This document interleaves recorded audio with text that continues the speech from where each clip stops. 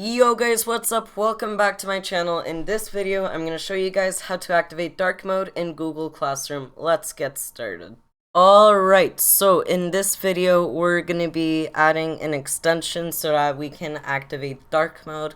So basically, since Google doesn't actually provide an actual way for us to activate dark mode, we have to use third-party resources. Now, that may sound very scary and stuff like that, but it's totally fine.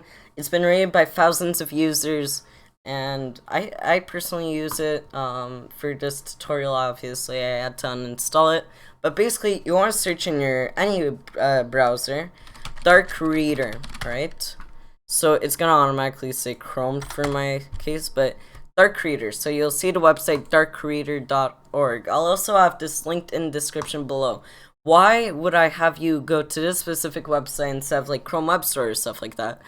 It's because not everyone may be using Google. You might be using Firefox, you might be on a Mac and using Safari or MacBook.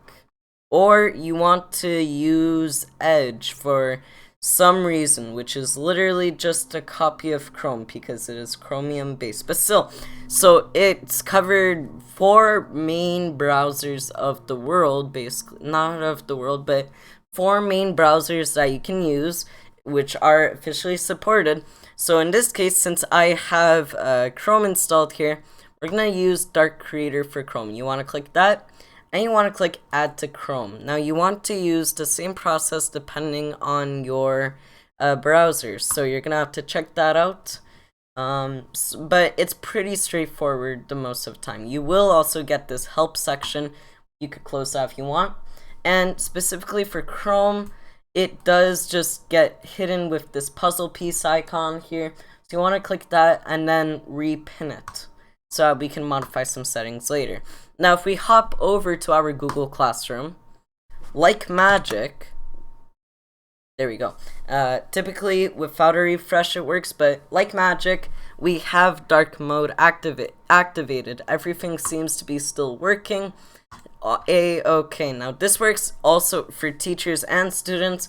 This also works Chrome wide, so if I go to google.com, we have dark mode also here.